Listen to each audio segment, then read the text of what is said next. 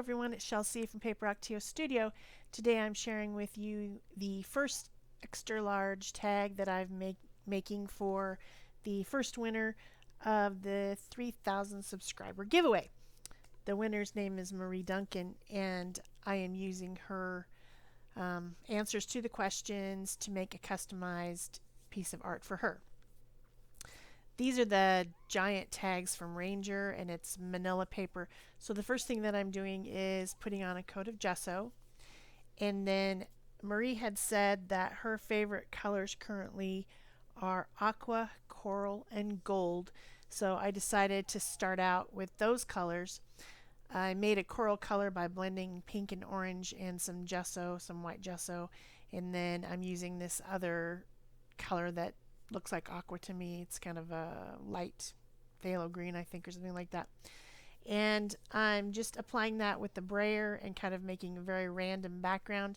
I'm still not sure at this point what I'm going to do, so I am just using the colors that she suggested, making a mixed media background. So yeah, it's pretty easy.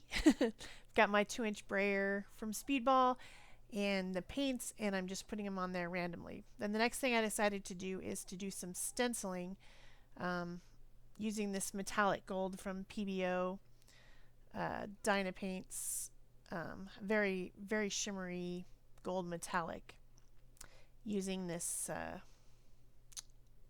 think it's a Dina Wakley stencil maybe? It looks like those little things, those little seeds, helicopter seeds that fall from a tree. I think it's pretty cool. And then this one is some random circles, and I'm just using the full strength. I had put some gesso over the background and lightened it up, so then now this full strength aqua color shows up over it. So that's working out perfectly fine. Still just making a mixed media background. Then I get out some titanium white acrylic paint and use this swirl stencil. And as you guys know, fall has started. So I'm kind of thinking fall at this point, even though the last project that you saw me do was a sunshine. I guess I've gotten the fall bug. I'm thinking about making some pumpkin muffins and things like that. So I do have fall on my mind as I'm making this, and it ends up being kind of a fall scene in the end. But right now I'm just making a mixed media background. So I'm getting that thing all dry, and I get out some watering can, which is a gray archival ink, and do some stamping. This is a French script stamp from Stampin' Up. I don't think they have it anymore, but I have a ton of Stampin' Up stamps because I used to be a demonstrator for over 10 years. So I have a ton of them. No reason to get any other ones. But that was a long time ago, so a lot of the stamps that I have are discontinued. And then I'm using this leaf, like a skeleton leaf type of a leaf, and I'm stamping it off once to make the color a little bit lighter, and then stamping it onto the paper randomly. And then I go around the edges with the gray ink as well, just making a cool background on my huge tag. So then I decide I'm going to make some trees, a background of trees. So this is the medium gray from Decoarts Media Line Fluid Acrylics. I really do like these fluid acrylics. Very high quality, artist quality, lots of pigment in these, and I don't have to mix water with it because it's already fluid. So I'm just painting on these trees in the background. They're going to be pushed far to the background because I've decided on my scene now. And I know that some people get disturbed by mixed media because I'm doing all this painting of these beautiful background trees and carefully making lots of branches and things. And you know what? Most of this is going to get covered up, and you guys are just going to have to calm down and realize that it's just a layer. That's all it is. It's just a layer. So then I'm making a foreground tree One thing that Maria said when I asked the question, what do you see out your window, is that she said that there was a Bradford pear tree. So I looked that tree up because I wasn't sure, is that one that actually bears fruit or was what? You know, I don't know what a Bradford pear tree is. So the pictures that I found are of an ornamental tree called that. It probably still produces fruit, but I think it's more a decorative tree because the amazing thing about it was that it had multiple colors of leaves, and I'm assuming that this is in the fall as it's starting to change. But on the bottom, the pictures that I saw had a lot of greenery, but then as it got to the top where the sun would be shining and hitting it, it started to turn orange and red and dark red. So cool looking tree. Very cool. So I decided to make something like that. So I drew my branches and trunk using quinacridone gold, and then I started adding leaves using this leaf stamp, which looks kind of like a sponge. It's a rubber stamp, but it's pretending to be a sponge stamp, and I'm using it to add all the different colors. And I've got phthalo green, and then a light turquoise-ish type color, and then some red, some dark red, and some burnt orange, and then some lighter orange. And I've split this up so that you don't have to watch the whole process because it took a while. The process of this tag took 2 hours 17 minutes to create. So to get it down to close to 20 minutes, you know what I have to do. I have to speed and I have to cut. So I don't think you noticed that I cut out some bits and bobs there, but you got all the different colors. And then the last color that I added is the metallic gold again, because it's already in the background and she likes gold. So I put those on the top as kind of highlight leaves, which turned out pretty good. But now all the gray that I put in the background, most of it's gone. All those careful little branches that I painted. But it's okay. It's just a layer, people. It's just a layer. Say it with me. It's just a layer. So then with the excess gold, I did a little bit of splattering because, hey, splattering's good. Then after I dried it, I got out my artist pet pens. These are really handy little pens. They are India ink, so once they're dry, they're permanent. So it's just great for mixed media because you know I'm just going to put more layers over more layers over more layers. And if I use something that's water soluble, then I have to be concerned when I glue something over the top or if I paint another layer over the top that what I did is going to be smeared.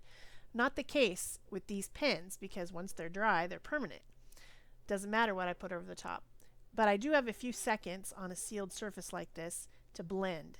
So I put it down and then I blend with my finger and then I put down a little bit more and I blend with my finger. And in that way I can get a lot of shading effects, which I really enjoy. That's what adds depth, visual depth to any type of a painting or illustration or drawing. So I really enjoy doing this.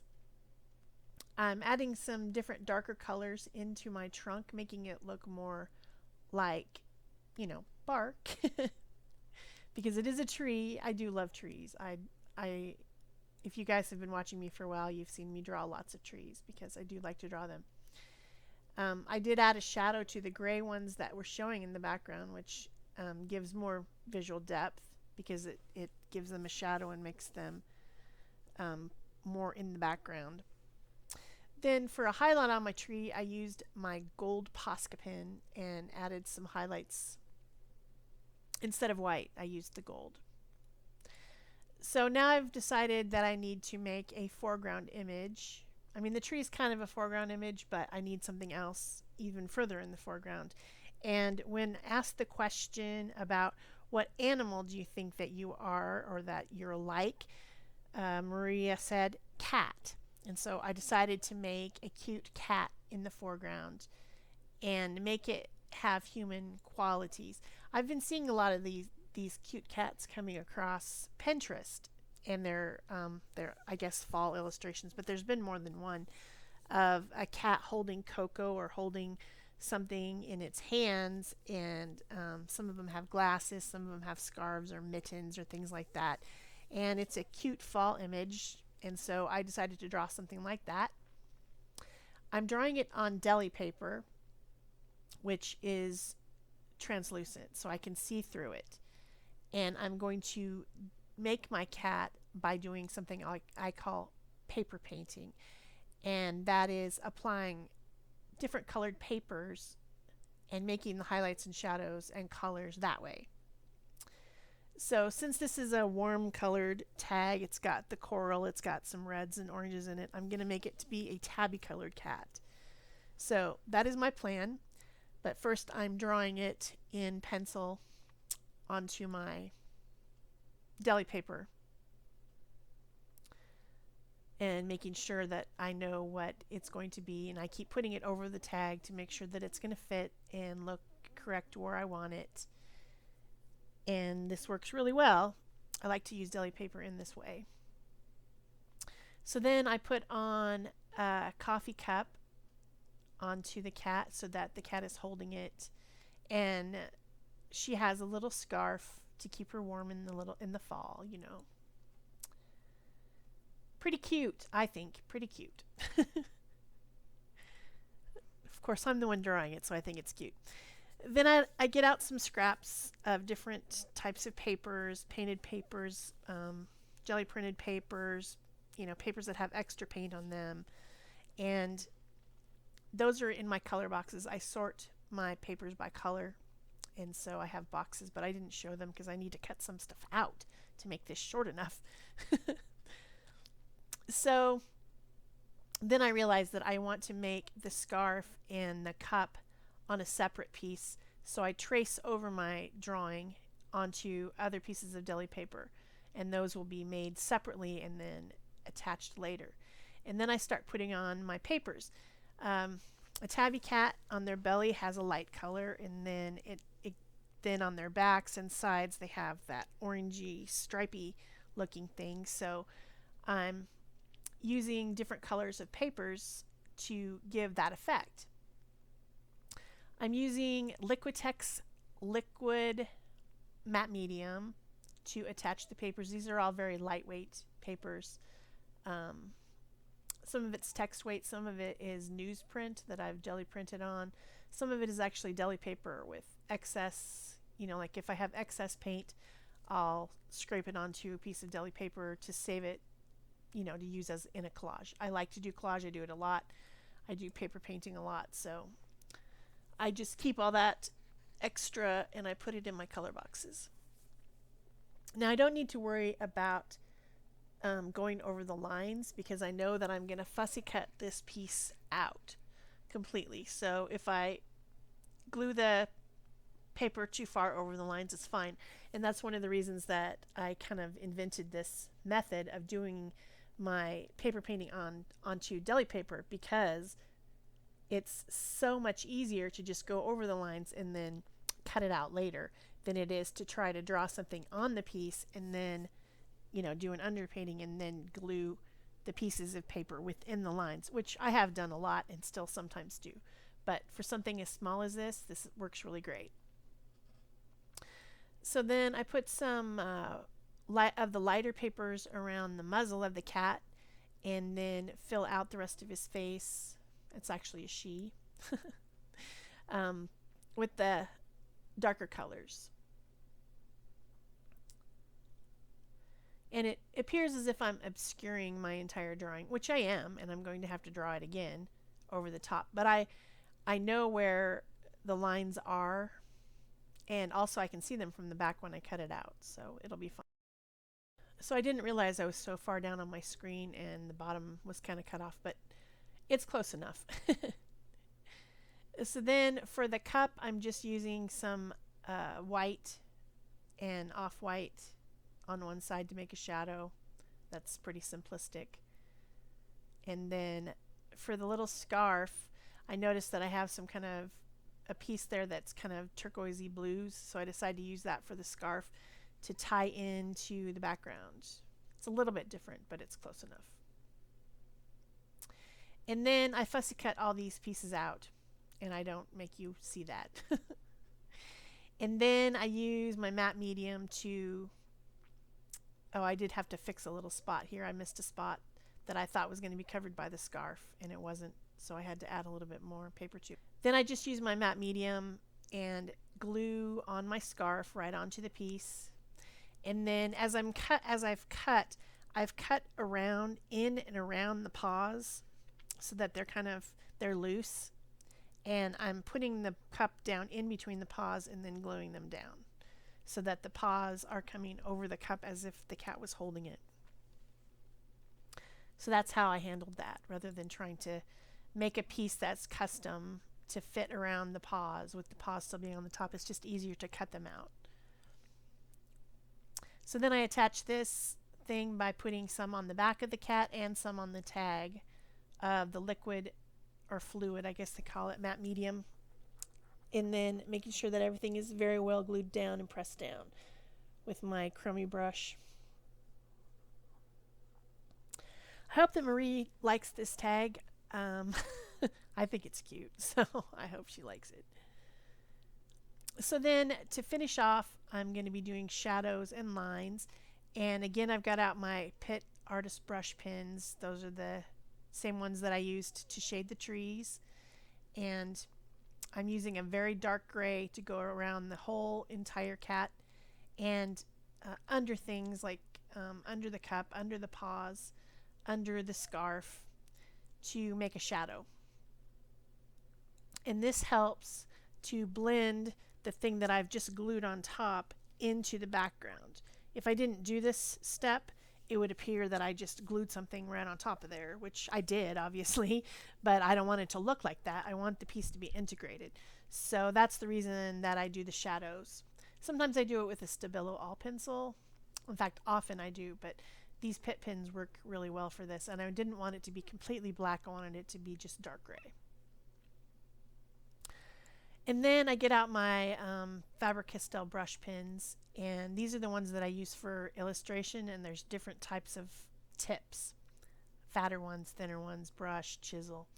And I'm using the small bullet tip, it's the size small, to add in some details, to draw in the nose and the eyes. And then instead of making just a straight line all the way around the illustration, of the cat, I'm making like these scratchy, sketchy lines, just little scratchy lines to look as if it's fur, because the cat's wearing fur.